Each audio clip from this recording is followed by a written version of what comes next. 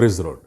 મિત્રો, આજે આપણે લુકની સુવાર્તા તેનો 10મો અધ્યાય અને તેની 20મી કલમમાંથી પ્રભુના વચનો જોવાના છે. વચના પ્રમાણે છે, પરંતુ આત્માઓ તમારે તાબે થયા તેને લીધે હરખાવ નહીં, પણ તમારા નામ આકાશમાં લખેલા છે તેને લીધે હરખાવ.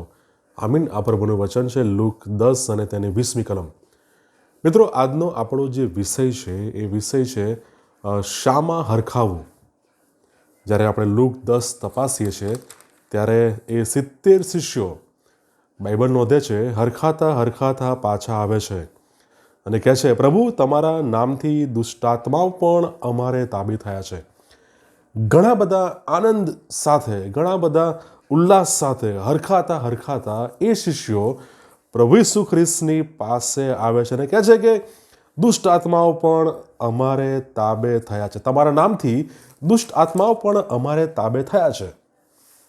અને પ્રભુ ઈસુ ખ્રિસ્ત એ હર્ષોલ્લાસ, એ સેલિબ્રેશનનો માહોલ, એ સફળતા હાંસલ કરી છે, એનો ઉન્માદ, એ બધી બાબતો વચ્ચે પ્રભુ ઈસુ ખ્રિસ્ત એ શિષ્યોને અને આજે આપણને એક રહસ્ય, એક સસ્પેન્સ જાહેર કરે છે. પ્રભુ ઈસુ ખ્રિસ્ત એ શિષ્યોને અને આપણને કહે છે કે એ જે તમારો સફળતાનો ઉન્માદ છે, તમે જે હાંસલ કર્યું છે, તેની ખુશી, તેનો આનંદ છે, એ બધી બાબતો પર તમે હરખાવ નહીં. એમાં તમે જાણે કંઈ તમે બહુ મોટું હાંસલ કરી નાખ્યું છે, એ પ્રમાણે તમારો આનંદ, એ પ્રમાણે તમે એ બાબતો તમે ના કરો. પ્રભુ ઈસુ ખ્રિસ્ત એ ક્ષણિક સફળતા, એક ક્ષણિક સુખને આવનાર સમયનું જે દુઃખ છે એનાથી પ્રભુ ઈસુ ખ્રિસ્ત એ તમને ને મને સુરક્ષિત કરવા માગે છે. માટે આ કલમ છે અને એ ક્ષણિક સફળતા, એ જગતમાં આપણે જે હાંસલ કર્યું છે, કશું મેળવી લીધું છે, કશું મળી ગયું છે, આપણે જે ઈચ્છ્યું છે તે આપણને પ્રાપ્ત થયું છે, એ બધી બાબતોમાં સફળતા, ઉન્માદ, સેલિબ્રેશન, ઉજવણીઓ, એ બધું કરવાને બદલે પ્રભુ ઈસુ ખ્રિસ્ત એ રહસ્ય અને એ સસ્પેન્સ કહે છે કે આત્માઓ તમારે તાબે થયા તેને લીધે હરખાવ નહીં. તમે જે સેવા કરી, તમે જે કાર્ય, તમે જે ફરજ બજાવી, તમે તેને લીધે હરખાવ નહીં. તમને જે મળ્યું, તમે જે હાસિલ કર્યું તેને લીધે તમે હરખાવ નહીં, પણ તમારા નામ આકાશમાં લખેલા છે તેને લીધે હરખાવ. મિત્રો, ઘણી બધી વખત જગતમાં, દુનિયામાં આપણે જે ચાહ્યું હોય આપણને પ્રાપ્ત થાય છે. કોઈ વસ્તુની આપણે લાંબા સમયથી ઈચ્છા રાખી હોય, એની પાછળ મહેનત કરવી, મળી જાય, આનંદ, ઉન્માદ, ઉત્સાહ, એ બધી બાબતો એ આપણે અનુભવી છે. પણ પ્રભુ ઈસુ ખ્રિસ્ત કહે છે કે તમારું હરખાવાનું કારણ, તમારું આનંદ કરવાનું કારણ એ જગતની ક્ષણિક સફળતા એ ન હોવી જોઈએ. કારણ કે માથી 5 અને 11 પ્રભુ ઈસુ ખ્રિસ્ત કહે છે, જ્યારે લોકો તમારી નિંદા કરશે ને પાછળ લાગશે ને મારા લીધે તમારી વિરુદ્ધ તરે તરેની ભૂંડી વાત અસત્યતાથી કહેશે, ત્યારે તમને ધન્ય છે.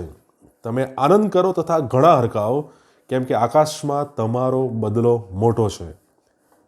મનુષ્ય આ પૃથ્વી પર, આ જગત પર, તમને ને મને, આપણે કશું એમના માટે કર્યું હોય તો આપણને એ રિવોર્ડ, એ બદલો, એ ઇનામ એ આપે છે, પણ એ ક્ષણિક છે, એ નાશવંત છે.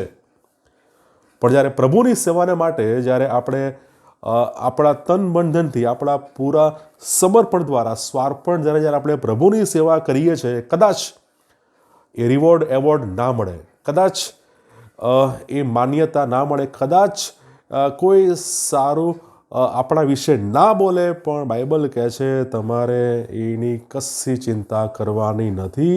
એવા સમયે તમે ઘણા હરખાવ, કારણ કે આકાશમાં તમારો બદલો મોટો છે. મિત્રો, પ્રભુ ઈસુ ખ્રિસ્તે સ્વર્ગમાં આપણા માટે મહાન પુરસ્કાર એ એમણે રાખી મૂક્યો છે. આપણા આનંદને એ સતાવણી અને નિંદાના ભયથી પ્રભુ ઈસુ ખ્રિસ્ત એ બચાવે છે. અને તેથી જ લુક 10 અને 20 લખેલું છે ને આપણે હમણાં જ જોઈ ગયા, તમારા નામ આકાશમાં લખેલા છે તેને લીધે હરખાવ. મિત્રો, મારું તમારું હરખાવાનું કારણ અલગ અલગ હોઈ શકે. આપણે અલગ અલગ કારણોથી આપણે કદાચ બહુ જ આનંદમાં, ઉલ્લાસમાં, ઉત્સાહમાં આપણે હરખાયા હોઈએ, પણ એ બધા કારણો એ ક્ષણિક છે.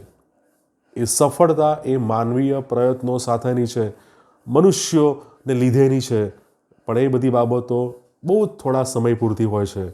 પણ મારું તમારું હરખાવાનું કારણ એ હોય કે જ્યારે આપણા નામ આકાશમાં લખેલા હોય ત્યારે. અને પ્રભુ ઈસુ ખ્રિસ્ત સ્વર્ગના ઘણા જ અને અતિશ્રેષ્ઠ ઇનામનું વચન આપણને તેમણે આપ્યું છે.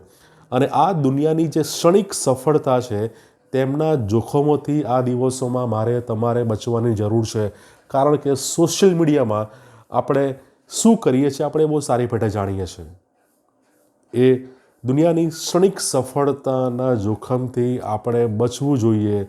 અને જો નહીં બચીએ તો સ્વર્ગનો જે સૌથી મોટો પુરસ્કાર છે કદાચ આપણે તેનાથી વંચિત રહીએ.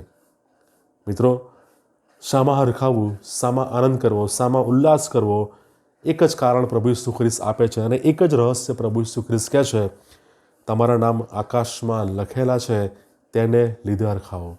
મારું તમારું આનંદ કરવાનું, ઉલ્લાસ કરવાનું, ઉજવણી કરવાનું, હરખાવાનું કારણ એક જ હોવું જોઈએ. જો મારું તમારું નામ આકાશમાં લખેલું છે તો. પ્રભુ આ વચનો શીખવા સમજવા આપણા દરેકની સહાય અને મદદ કરે. God bless you.